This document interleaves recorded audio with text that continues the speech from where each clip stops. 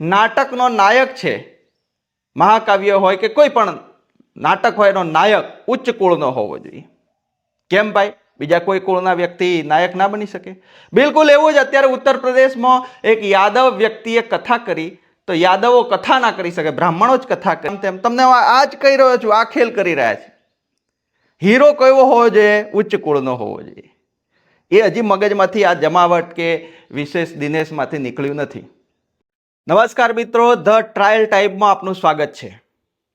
આપણે આજે એવા મુદ્દા પર ચર્ચા કરીશું જે 2000 વર્ષથી ચાલતો આવે છે પણ તમે હજી પકડી શક્યા નથી.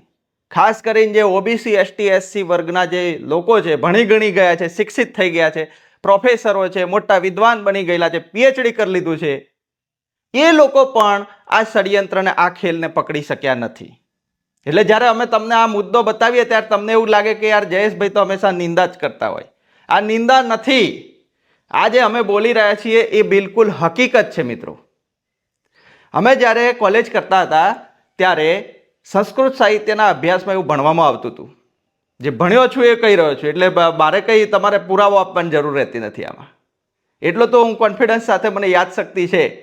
ભણવામાં એવું આવતું હતું મિત્રો કે નાટકનો નાયક છે, મહાકાવ્ય હોય કે કોઈ પણ નાટક હોય એનો નાયક ઉચ્ચ કુળનો હોવો જોઈએ. કેમ ભાઈ? બીજા કોઈ કુળના વ્યક્તિ નાયક ના બની શકે? બિલકુલ એવું જ અત્યારે ઉત્તર પ્રદેશમાં એક યાદવ વ્યક્તિએ કથા કરી, તો યાદવો કથા ના કરી શકે, બ્રાહ્મણો જ કથા કરી શકે.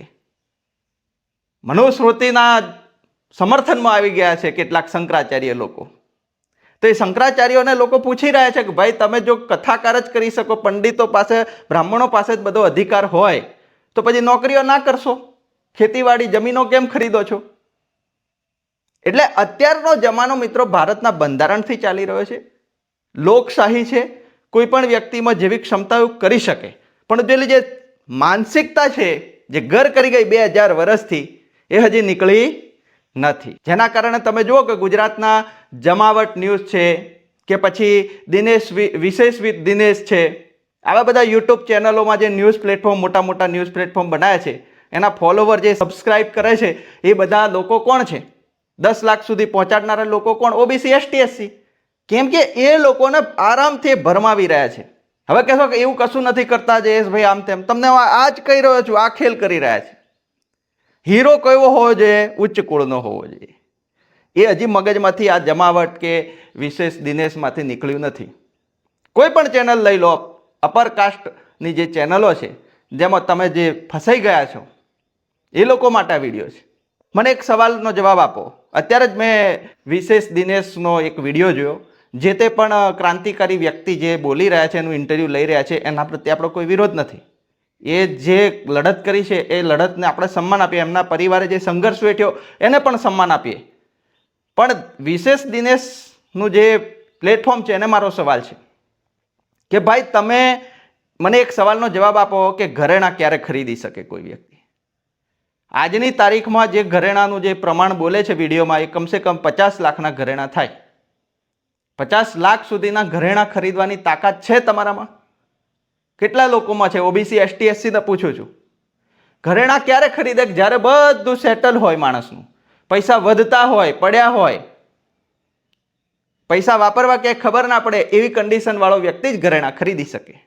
હવે એ વ્યક્તિ ઘરેણાં વેચે તોય ને ના વેચે તોય શું એનો સંઘર્ષ?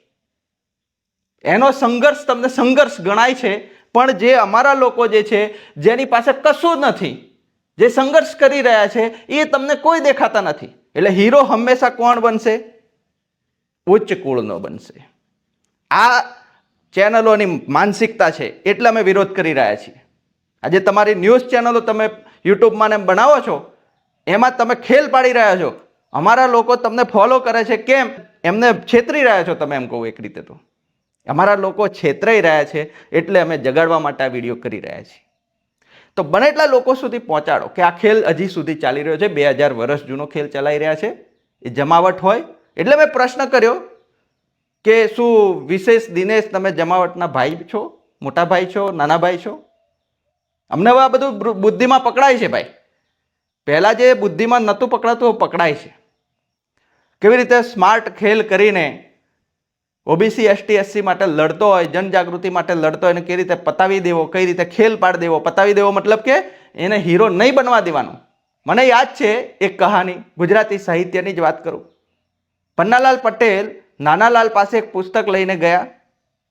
નાનાલાલે કીધું કે આવું તો કઈ હીરો હતા હશે, પુસ્તકની અંદર આવા નાયક નાયિકા હોતા હશે, કાળો જીવીન એવા નામવાળા. વિચાર કરો, કાલ્પનિક કહાનીઓમાં પણ ઓબીસી એસટી એસસીના હીરો હિરોઈન બને એ એમને પસંદ નથી. આ હાલત છે મિત્રો. એટલે અમે તમને કહી રહ્યા છીએ કે ભાઈ જાગો, તમારા હીરોને ઓળખો, તમારા હીરો માટે લડો. ઓબીસી એસટી એસસીને અમે કહી રહ્યા છીએ કે તમે તમારા હીરોને બચાવવા માટે લડો. પણ કહેવાય ને કે જમાવટ પાડી રહ્યું છે, જમાવટનો ખેલ પાડી રહ્યું છે. એ જ રીતે જેટલી પણ તમે જોઈ લેજો ચેનલો, ઉચ્ચ કુળના લોકોને જ હીરો બનાવશે. અને ઓબીસી એસટી એસસી હશે તો એનું નાનું મોટું એક બે ન્યૂઝ આપી દેશે, પછી સાઈડ કરી દેશે ને ભૂલી જશે. સતત વર્ક નહીં કરે. તો તમારા લોકો માટે, તમારા હીરો માટે જે નથી બોલતા, નથી સ્ટેન્ડ લેતા, એવી ચેનલોમાં તમે કેમ ચોંટી રહ્યા છો? આ ઓબીસી એસટી એસસીના લોકોને મારે સવાલ છે. ધન્યવાદ મિત્રો.